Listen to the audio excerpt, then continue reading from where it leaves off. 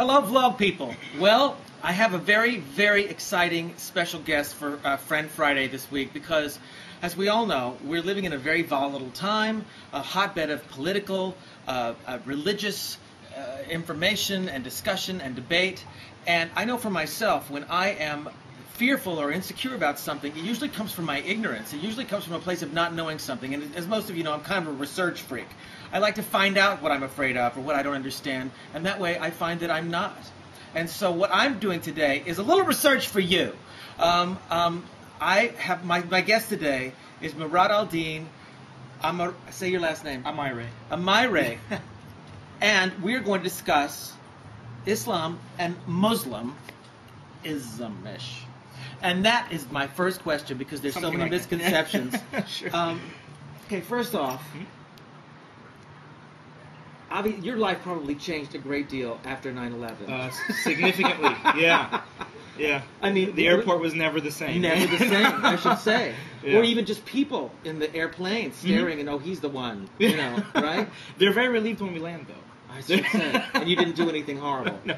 Well, because, you know, if a Christian fundamentalist group bombs an abortion clinic, or the IRA bombs a subway, or a Judaic organization bombs a mosque, we don't attribute an entire religion for that violence. No, of course, it's that wacko or that group Right. of people who are extremists. It's never the Jews, whole. the Christians, Right. you know, whatever it is. Even the conflicts that were happening in, I'm not sure what Southeast Asian country it was, where they were Buddhists that were committing violent acts. It wasn't Buddhists or violence. Right. It was this Those group of crazies. people. Right.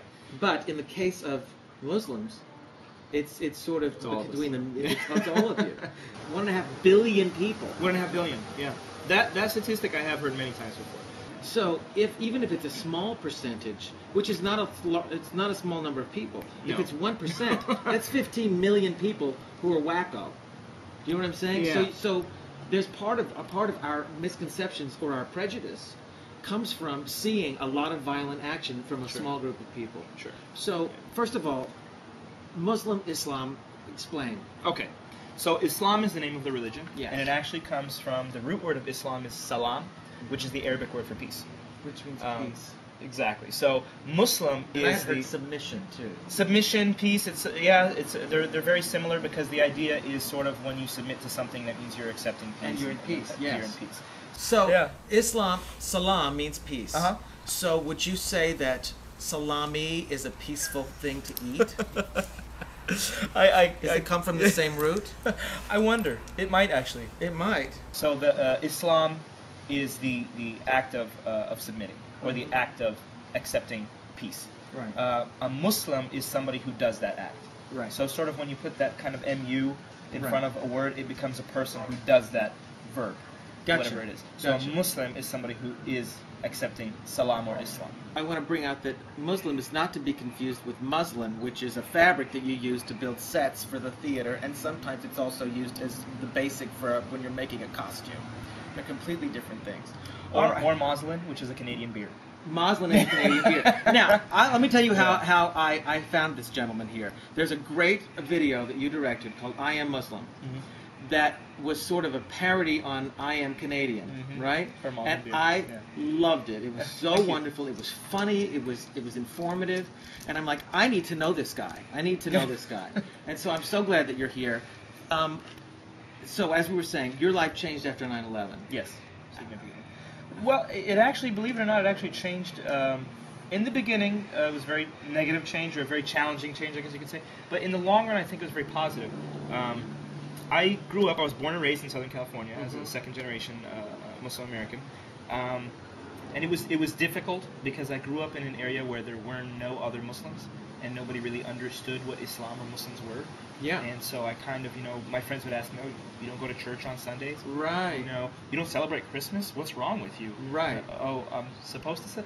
So it was kind of that thing where it was That's very very awkward. Very awkward for me to grow up in that environment. Were you Americanized in all other aspects, in clothing and all that? or did your Sure, yeah. did your parents wear any particular Muslim garb? No, not really. No. My parents, even when they grew up, even in the Middle East, they grew up in the big cities. Yeah. So they So were. it It was wasn't really already. part I of mean, that. no, not really. In fact, when I got older and I decided to grow my beard out, and a lot of times I'll wear the traditional caps, and You would- sometimes I'll even wear the traditional outfits if I'm going to traditional religious gatherings and things like Right. that. My dad looks at me funny. Really? Yes, he's never worn any of that stuff. So were you called names in school? Like it's a different thing. But when I was little, there was faggot and fatty and four eyes and all those things. And then when I got a little older, it was like drunky Drew and wino. But so Wow. but I understand. So was that when you're different, when anyone is different, and this comes from your religion, which is something you respect and you love. Was it awkward for you? Did you feel like you were always explaining everything? No, because I tried to make it as unawkward as possible by hiding myself from it. Oh. I lived, for example, where I grew up initially in the early stages of my childhood was predominantly Hispanic. Okay. So I could kind of blend in. Oh, that's good. You passed. I passed. Yeah. When we moved out to an area that was the suburb area of LA. Uh-huh. A lot less people that I could blend in with. Was there shame then involved? A little bit, yeah. Did you, like in the middle of math class, have to roll out a rug and pray? No, and that's the thing is that I wouldn't say consciously rejected Right. my faith, but I hid it. So see. I wouldn't even pray unless I was at home, secluded, or at the mosque where nobody would see me. But you know what the scary thing is about not acknowledging or hiding from is then if people don't know. It's like as a young gay man, if they don't know, then you hear everything. Then you hear all the disparaging remarks. Then you hear, in your case, then you hear whatever you hear raghead or you hear, yeah. and then you're in that or do you speak up? I mean, it's a peculiar. When I was younger, I would take it and just kind of hide it and almost deny it. Mm-hmm. Almost say, no, I'm just like you, and not obviously that 'Cause you explicit, are. but I would try to be. As I got older, then it became, I would speak out a lot.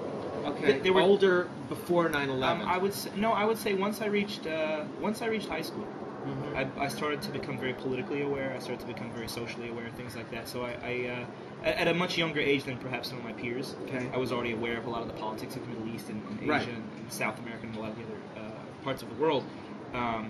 So I kind of would, speak out, and I would even make jokes about it at that point. So people would call me, they would say, oh, terrorist this and that, and whatever else. I'd say, hey, watch it.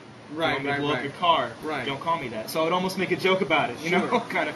But eventually I reached a stage where after 9/11 especially, where I learned how to speak out without actually having to make fun of my own, people. The shame stops. The shame stopped, yeah. And There you were two also- incidents when I was a child. Sorry. No, go ahead. That really, I think, stood out in my mind.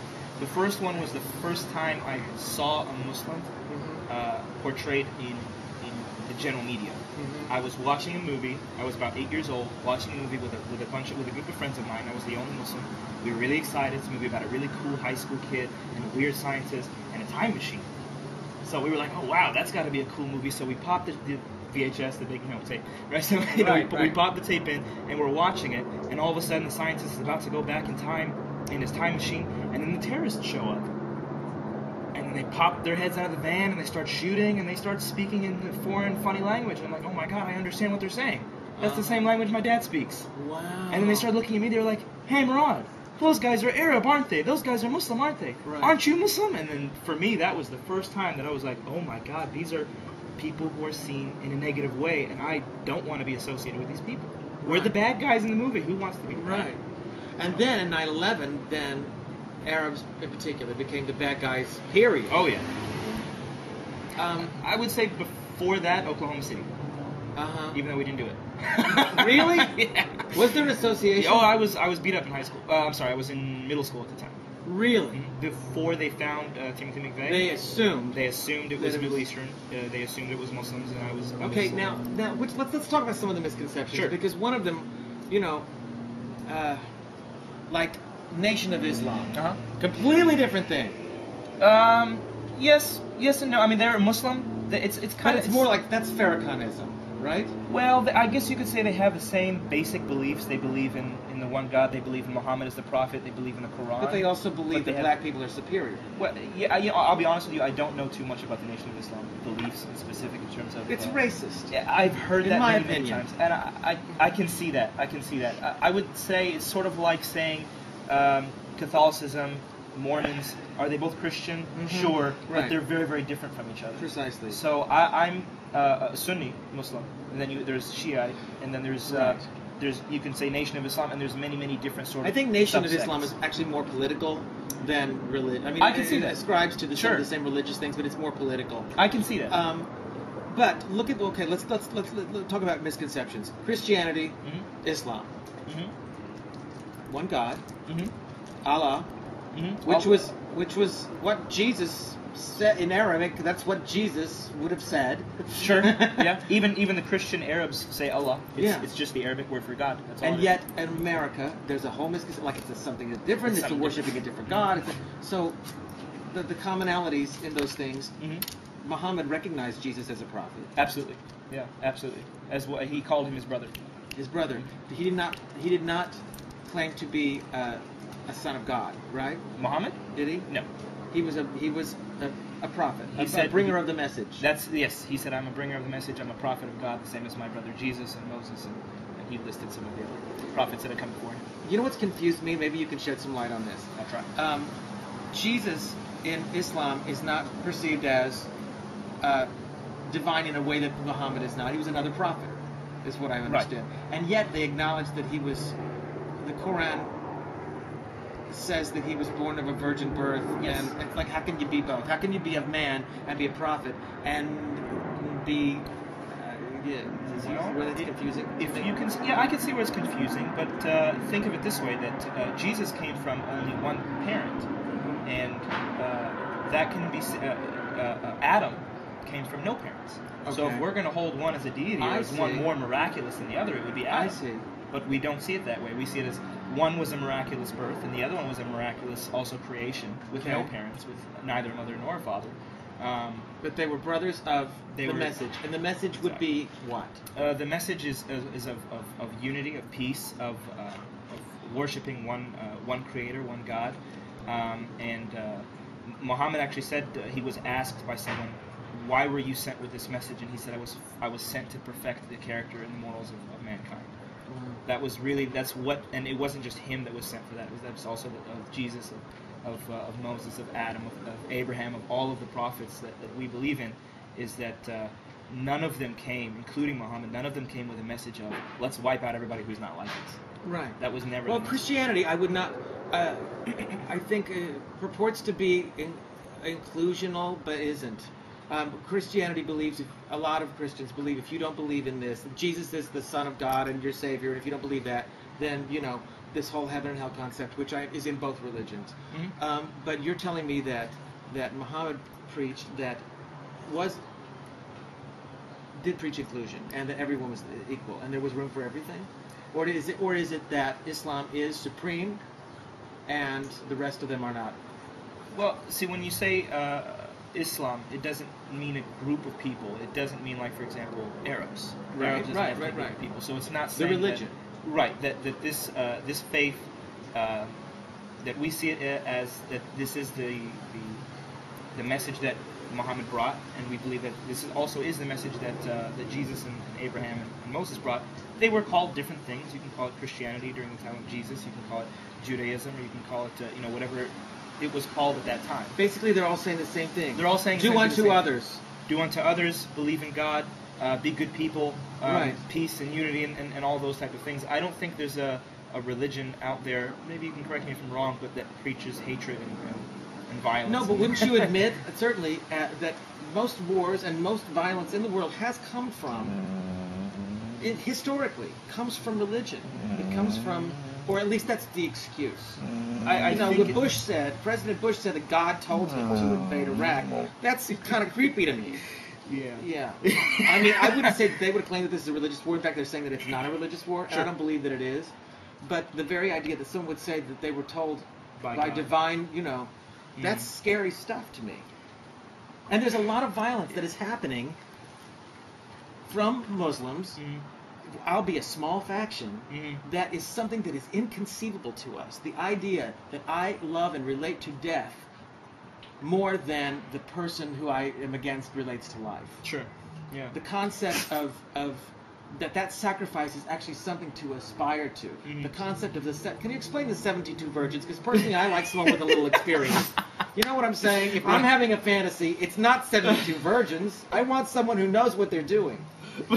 That's funny.